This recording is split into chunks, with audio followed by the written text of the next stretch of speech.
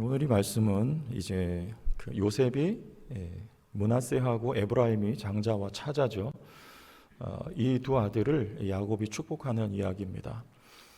야곱이 왜 이들을 축복하는 이야기가 여기 이렇게 전면에 기록이 되어 있는가 하냐면 야곱의 아들로 이 두 아들을 입양을 해요. 5절 말씀 보세요. 내가 애굽으로 와서 내게 이르기 전에 애굽에서 내가 낳은 두 아들 에브라임과 므낫세는 누구 것이에요? 내 것이라 하는 말은 야곱 것이라는 뜻입니다. 입양을 한다는 말이에요. 이게 루벤과 시므온처럼 내 것이 될 것이요. 이게 조금 이제 배경을 알아야지 이해가 되는데 이 요셉의 아들을 왜 입양을 해야 되냐면 레위 지파가 이제 가나안 땅에 들어가면 그들에게는 기업이 없죠. 땅을 분배받지 못하고 이제 이스라엘 백성 전체의 어떤 영적인 도움을 위해서 48개 성읍으로 다 흩어집니다. 그래서 하나의 지파가 지금 흩어지게 되고 요셉은 여기서 이제 애굽 땅에서 죽어요. 물론 그 뼈를 가지고 출애굽을 하지만 그래서 그 요셉의 이름 대신에 에브라임과 므낫세를 야곱이 입양을 하여서 이 흩어진 레위 지파와 요셉을 대신하여 12지파의 그 자리를 채우게 되는, 그래서 에브라임 지파, 므낫세 지파 이렇게 이제 세워지죠. 그런 어떤 배경이 있기 때문에 지금 오늘 이 중요하게 이 대목을 이렇게 다루고 있는 것입니다. 그래서 야곱이 받은 그 복을 이제 먼저 우리 49장에 가면 이 야곱의 아들들에게 이제 복이 흘러가는 이야기가 나오는데 그보다 먼저 앞서서 여기 에브라임과 므낫세에게 야곱이 축복을 하는 이야기가 이렇게 펼쳐진 것입니다. 여러분, 야곱이 복을 빌 때 여기 지금 많은 내용이 기록되어 있습니다. 근데 어떤 내용을 복을 빌었을까요? 야곱이 복을 빈 그 복이 무슨 복입니까? 쉽게 말하면 하나님, 이 야곱의 가족은 이런 가족이에요. 하나님, 이 에브라임과 므낫세도 저와 같이 되게 해 주십시오. 이게 복의 내용입니다. 이해가 되세요? 여러분, 자녀들에게 복을 빌 때 아마 세상에 어떤 부모도 그런 마음을 가진 부모는 아마 드물 거라고 생각이 됩니다. 근데 이게 어떤 거냐면, 여러분, 사도 바울이 누구를 본받으라 했습니까? 나를 본받으라고 했죠. 여러분, 사도 바울이 어떻게 살았어요? 물질적인 복을 받았습니까? 아니면 건강에 무슨 그렇죠. 그 치명적인 질병이 있어가지고 하나님 앞에 기도하는데 하나님 안 들어주시잖아요. 건강에 복이 있었습니까? 아니면 가지고 있던 명예주의까지도 다 버리고 아무것도 가진 것이 없는, 세상에서 말하자면 천하에 버림받은 것 같은 나를 본받으라. 여러분, 그렇게 자녀에게 대해서 그런 말 할 부모가 어디 있습니까? 그런데도 불구하고 사도 바울은 나를 본받으라 하는 거예요. 그럼 나의 어떤 걸 본받으라는 것입니까? 우리도 자녀들에게 대해서 이런 고백을 할 수 있어야 돼요. 야곱이 지금 그런 축복을 하고 있는 겁니다. 이들에게 무슨 뭘 주시고 어떻게 되게 해주시고 형통케 해달라는 이 세상적인 의미에서 그게 아니고, 하나님, 이 후손들도, 왜? 조상들이 그랬으니까. 어떤 조상입니까? 아브라함이 그랬고 이삭이 그랬어요. 물론 그들에게 하나님 뜻대로 살다 보니 하나님이 또 재물에 어떤 복을 주신 것도 맞습니다. 그러나 그게 본질은 아니잖아요. 하나님, 이 후손들에게 저같이 되게 해주십시오. 여러분, 자녀들 위해서 그런 기도 나오세요?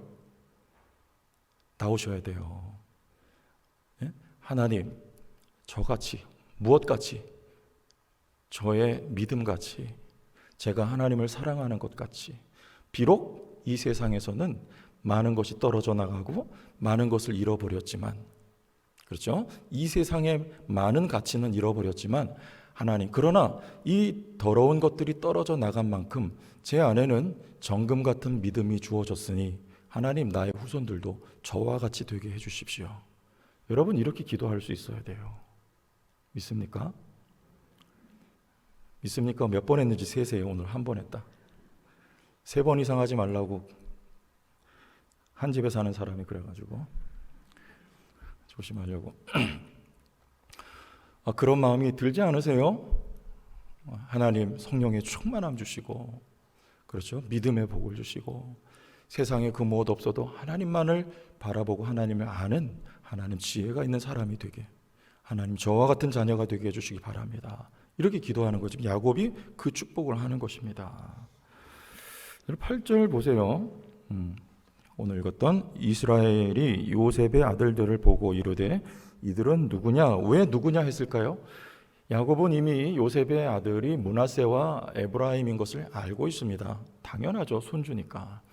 또 왜 누구냐 하냐면 지금 야곱은 눈이 어두워져 있어요. 나이가 많아서 앞을 보지 못하는 상태입니다.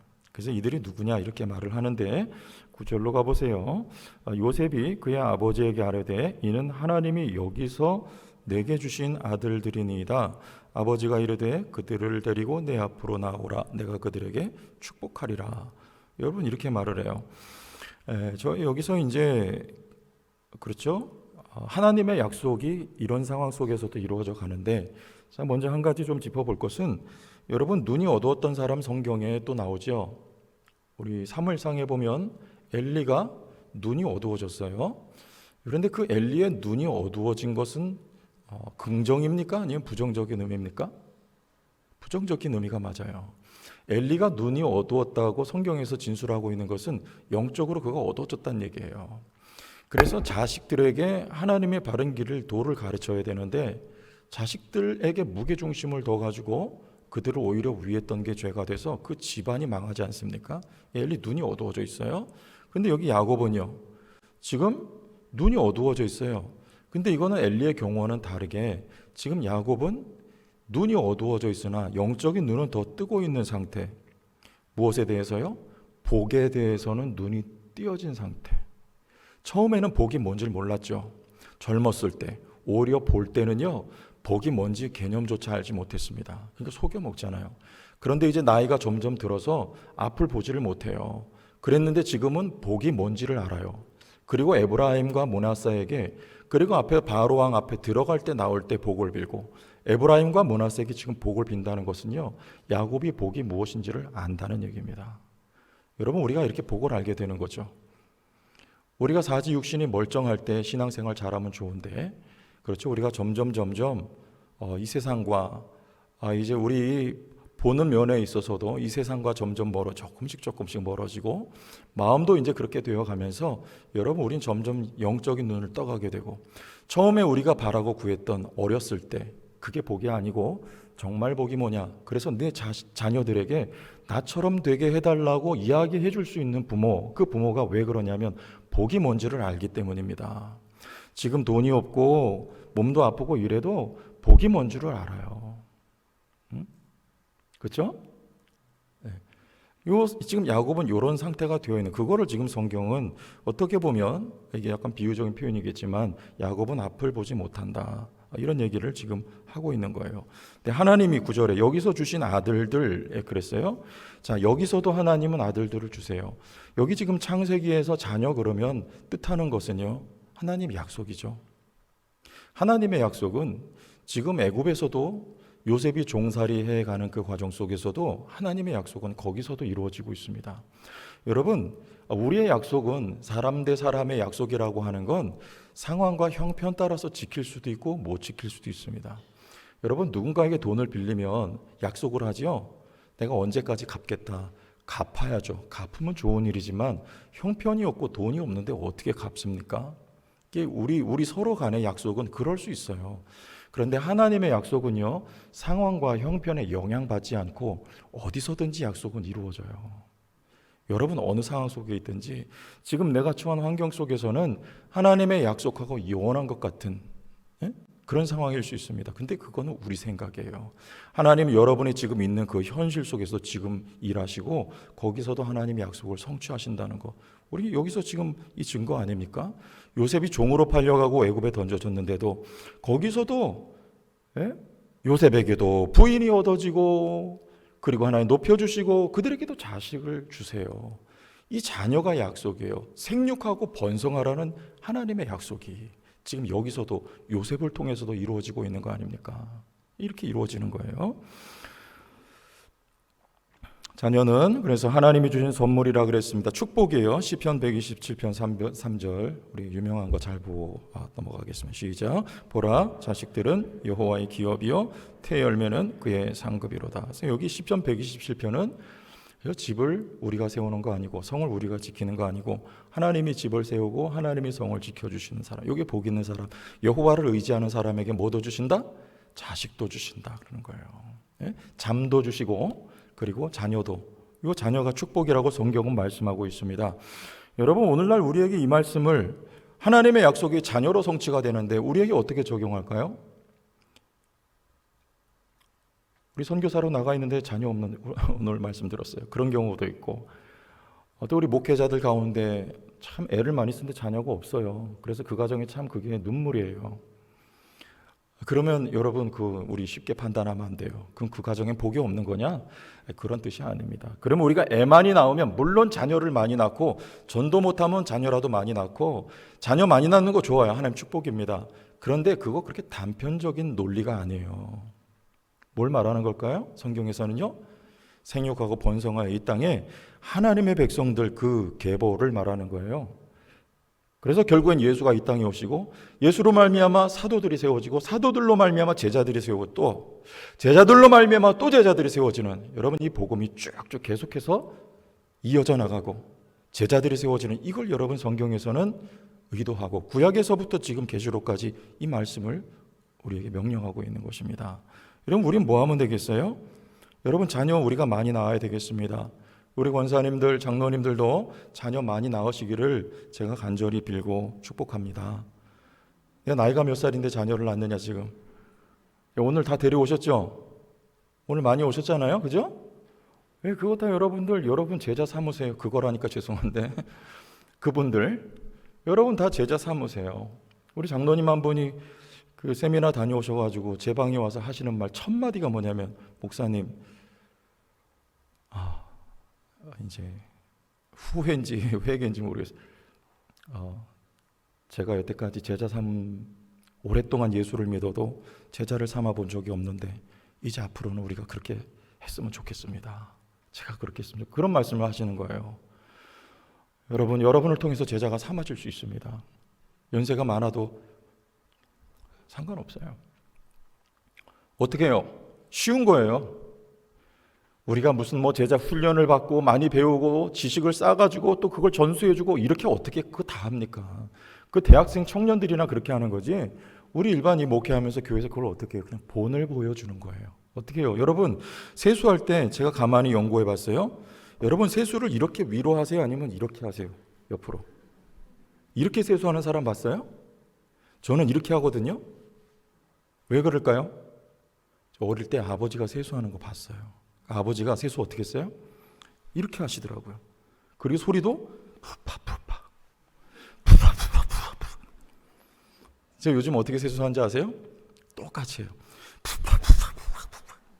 이쪽 저쪽 목 닦고 머리 빗고 옷을 입고 가방 메고 인사하고 학교 갈 때.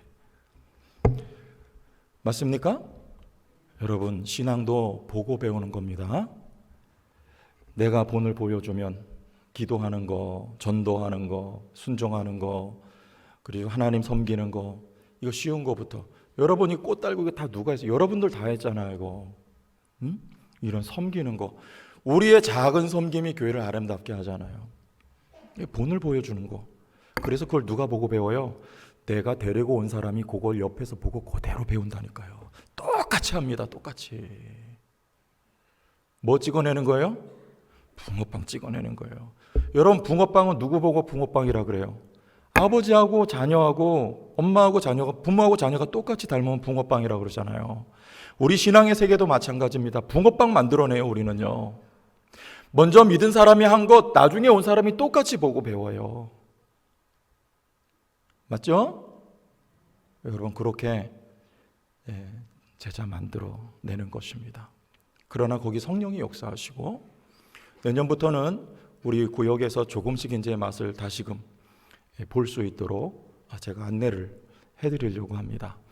여러분, 구역에서 VIP 놓고 빈자리 하나 놓고 지난번에 우리 배웠던 대로 여러분 전반기에 그거 가지고 여러분 구역에 VIP 놓고 한 영혼 가지고 하나님 앞에 정말 미션 가지고 기도할 수 있도록, 그리고 그 한 영혼을 섬기고 감동 주고, 그래서 구역으로 나올 수 있게 해주고, 그리고 또 교회 모든 행사에 그들도 다시금 참여할 수 있도록 안내해주고, 여러분 구역에서 이렇게 참된 공동체가 교회로 회복되어서 제자를 만들어내는 일을 여러분도 구역에서부터 할 수 있도록 목장, 그렇게 시작을 맛을 좀 볼 수 있도록 제가 섬기려고 합니다.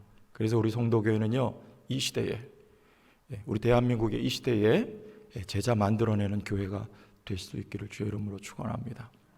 할 수 있습니다. 할 수 있어요. 그거 말하는 거예요. 자식들의 축복이에요. 우리에게는 낳아줘야 될 영적인 자식들, 그리고 제자들 우리가 만들어내는 거, 요거죠, 요거. 자, 그래서 요 가문은 이제 21절로 가보겠습니다. 쭉 넘어가서 우리 21절, 야곱의 요런 중심을 가지고 있어요. 21절, 이스라엘이 요셉에게 또 이르되 나는 죽으나 하나님이 너희와 함께 계시사 너희를 인도하여 너희 조상의 땅으로 돌아가게 하시려니와. 자, 지금 야곱은 후손들이 걱정이 됩니다. 무슨 걱정이 돼요? 야곱은 오랜 시간 지나면서 이게 분명해졌어요. 약속이, 하나님이 약속하신 곳이 어디냐? 비록 애굽 땅에 살아가지만 가나안 땅으로 가야 된다. 내가 죽거든 나를 가나안 땅에 묻고, 그리고 너희들도 반드시 가나안 땅으로 다시 돌아가야 된다. 요거예요. 이거 약속이에요. 이스라엘 백성들, 즉 이 야곱의 가문 사람들은요, 하나님의 약속을 분명하게 기억하고 약속을 의지하는 사람들이에요. 에브라임과 므낫세에게 축복해 주신 것은요, 그거예요. 이들도 나처럼 되게 해달라고, 내가 하나님의 약속을 어떤 상황 속에서도 잊어버리지 않고. 여러분, 애굽은 어떤 곳이라 그랬어요? 너무 지금 좋아요. 먹을 게 없는 상황 속에 먹을 게 이들에겐 풍성하고, 땅이 없을 수밖에 없는데 땅이 거저 주어졌고, 그리고 또 좋은 직업도, 직장도 주어졌단 말입니다. 여기 얼마든지 취해서 살아갈 수 있지만 야곱만은 마음이 변하지가 않습니다. 후손들이 걱정되는 거예요. 야곱의 축복은요, 바로 그 내용을 축복해 주는 것입니다. 하나님, 나처럼, 내가 하나님의 약속을 신뢰하고 있는 것처럼 이들도 한눈 파지 아니하고 하나님의 약속 위에 설 수 있도록 하나님 도와주십시오. 그게 이 내용이에요. 너희를 인도하여 너희 조상의 땅으로 돌아가게 하실 것이니까 너희들 꼭 기억해라. 여러분, 우리가 이 세상에 살아가지만 우리는 어디 속했습니까? 하늘에 속했어요. 여러분, 하늘을 기억하며 살아가십시오. 저 하늘은 본점이고 지점은 어디예요? 여기 지점. 여기 주님이 계시고 주님이 여기 다스리시잖아요. 여기 지점, 본점으로 우리는 돌아가야 됩니다. 여기에 취해서 살 여러분 시간이 많지가 않아요. 그럴 수 없어요. 약속을 기억하고 하나님을 기억하고, 이 땅에서는요, 주님의 또한 약속, 아까 말씀드린 그 내용을 감당하라고. 우리가 시간과 함께 점점 성숙해지는 성도의 성화와, 그리고 우리의 주신 사명 감당하라고. 하나님이 이 땅에 우리 남겨두신 것이지, 애굽 땅에 하나님이 생육하고 번성하는 하나님의 뜻 가운데 남겨두신 것이지, 거기 좋아서 거기 취하라고 남겨두신 것이 아니니까. 여러분들, 우리도 이 약속 가운데 서 있어야 돼요. 그래서 심지어는 어떻게까지 말하느냐, 여호수아서 24장 14절로 가보세요. 이제 여호수아서 24장은요, 가나안 땅을 대부분 다 점령하고 나서 여호수아가 지금 이스라엘 백성들에게 이런 이야기를 하는 거예요. 같이 읽어봅니다. 그러므로 제가 읽어드릴게요. 그러므로 이제는 여호와를 경외하며 온전함과 진실함으로 그를 섬기라. 너희의 조상들이 강 저쪽과 애굽에서 섬기던 신들을 치워버리고 여호와만 섬기라. 자, 그럼 지금 여기 이스라엘 백성들이 애굽에서 섬기던 신을 아직도 못 잊어 하고 있다는 겁니까? 다 잊었다는 이야기입니까? 아직도 못 잊어 하고 있는 거예요. 어디를요? 애굽을. 야, 이거 즐기지 않습니까? 광야에서도 껐떡하면 애굽 생각해요. 애굽에서 먹던 부추 파마늘, 왜 우리를 애굽에서 이끌어내가지고 이 고생을 시키냐? 우리 다시 돌아가면 안 돼? 애굽을 못 잊어 합니다. 왜요? 거기 몇 년 살았습니까? 430년이나 살았어요. 우리나라 일제 몇 년? 몇 년? 36년. 그죠? 그런데도 아직도 잔재가 있어요, 없어요? 아직 누가 없다 그랬어요, 어느 분이. 아직도 있어요, 여러분. 변또가 뭐예요, 변또? 변또. 빠게스는 뭐예요? 오봉. 와로바시. 가장 기본적으로 여러분, 우리가 쓰는 이 용어에서도 아직도 잔재가 남아 있어요. 아직도. 그러면 의식 속에는요, 여러분 사고방식은요, 아직도 남아 있다니까요. 그런데 430년이면 이거는 애굽 사람이에요. 그러니 광야 생활이 지나도 지금 가나안 땅을 점령했는데도 불구하고 여호수아가 이런 말을 할 수밖에 없는 거는요, 너희가 애굽에서 섬기던 신이냐? 여호와냐? 선택하라. 엘리야가 아하방 시대에 바알과 아세라 선지자들 앞에서 이스라엘 백성에게 너희가 저들이 참신이냐 아니면 여호와가 참신이냐 선택하라. 즐깁니다. 즐겨요. 요거 약속 치워버려라. 애굽에서 섬기던 신들 치워버려라. 여호와 하나님만을 섬기라. 야곱이 지금 걱정하고 염려하는 것이 이것입니다. 그리고 자녀들에게 이것을 축복해 주는 거예요. 여러분, 우리 다음 세대들에게 이런 내용 축복해 줬으면 참 어떻겠습니까? 돈 많이 벌고 잘 되고 이거 좋아요. 그러나 그건 따라오는 것이고, 그 핵심은요, 하나님 나와 같이 되게 해주시기 바랍니다.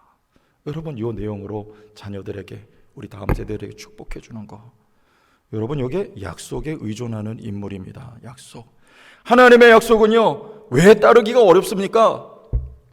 신비로워요.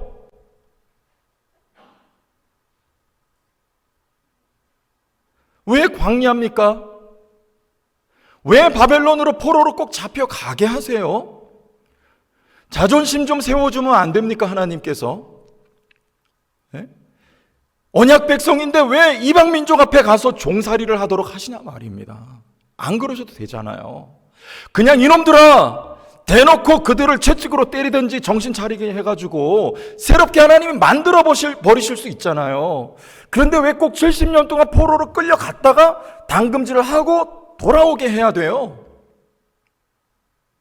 그러니까 이게 우리가 이해가 안 되고 하나님을 추종하기가 어려운 거예요, 이스라엘 백성들이요. 눈에 보이는 바알과 아세라는요, 번쩍번쩍 하거든요. 그리고 그 결과가 그 땅에 바알과 아세라를 섬기며 사는 사람들 너무 잘 살고 있거든요. 풍요롭습니다. 하나님은요, 고작 하나님을 섬긴다는 이 이스라엘 백성들은요, 그들 꽁무니 쫓아가는 거예요. 문화적인 면이나 문명적인 면이나 모든 면에서 앞서가지를 못합니다. 그런데 어떻게 하나님 섬기겠다는 거예요? 그런데도 지금 야곱은요, 그럼에도 불구하고 잃어버릴 거 다 잃어버리고 몸은 병들고 머리 이빨 다 빠지고 눈도 보이지 않지만 야곱에게 남은 것은 하나님의 약속 신뢰하는 거예요. 하나님이 우리에게 요구하시는 건, 하나님이 일하시는 건 신비해서 우리가 다 이해를 못해요. 그러나 결과적으로 보니까 하나님은 신실하고 하나님은 약속을 지키시고 하나님은 복이 되게 하시고 하나님은 나를 잘되게 하시는 분이다. 이것을 알게 되는 거거든요. 하나님은 우리가 그 자리까지 가기를 기대하고 지금도 인도하고 계신데 우리가 어리니까 그 하나님을 몰라보는 거죠. 그래서 하나님이 아니고 아직도 탐욕스러운 애굽의 신에 혹은 기대어 있거나 그 신을 잊지 못하고 있는 이스라엘 백성들의 모습이라 이 말이죠.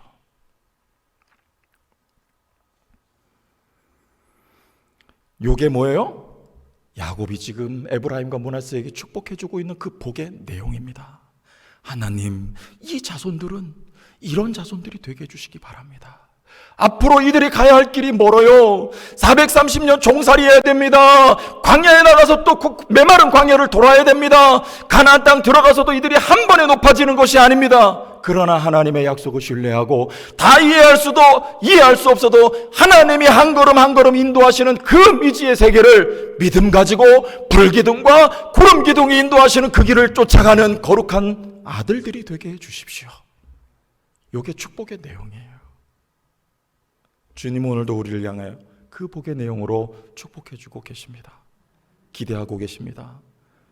여러분 이 길을 따라가시는 성도들이 다 되시기를 예수님의 이름으로 축복합니다.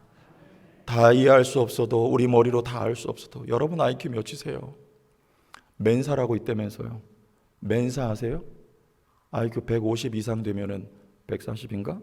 그 멘사 클럽이 있어요. 그래서 거기 회원이 될 수 있어요. 그 증서가 있어요. 여러분 멘사 아니라 멘사 할아버지라도 하나님의 일하시는 건 눈꼽만큼도 눈치 못 챕니다. 몰라요. 우리 무지해요. 하나님이 지혜로우세요. 믿고 따라가세요. 아멘.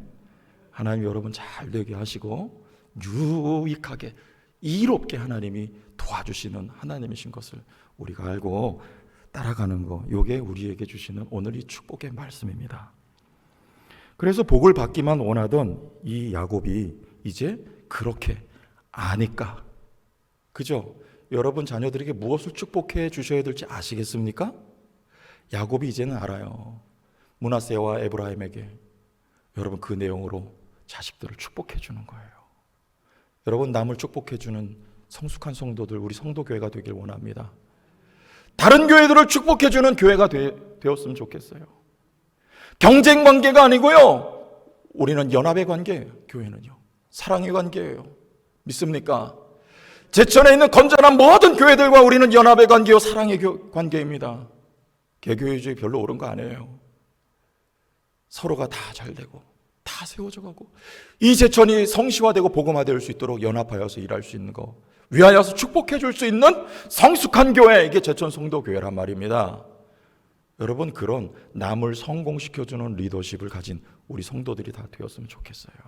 뭐냐 구체적으로 내가 아니까, 이제 아니까 복이 뭔지를 알고 우리 하나님이 어떤 분인지를 아니까 이제는 누구를 도와줘야 돼요? 야곱은 여기 흔들리지 않아요.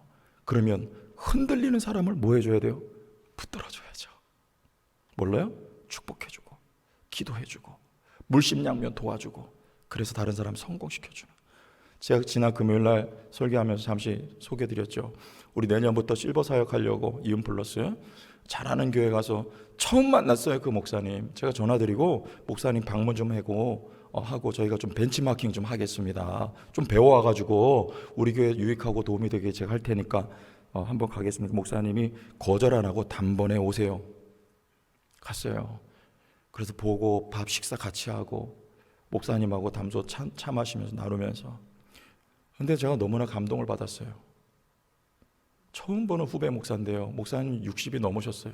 후배 목사인데 너무 따뜻하게 대해주시고, 그리고 저에게 속에 있는 거를 다 꺼내주시는 거예요. 목사님 목회는 이런 거고 목회는 이렇게 하는 거고, 저도 개척해가지고 여기까지 오기까지, 목사님이 이제 1년 좀 넘었다니까 앞으로 한 5년은 그래도 해야지 교회가 성도들이 목사님 교인들이 되고 자리를 잡고, 그리고 목사님 이렇게 죽어져야 되고, 목사님 막 들려요. 사랑합니다. 목사님 목회 정말 주안에서 성공하게 되길 바랍니다 하면서 하는 거예요. 그게 뭡니까 그게? 그 교제하는 목사님들이 다 그래요. 다른 사람을 성공시켜주는 리더십. 믿습니까?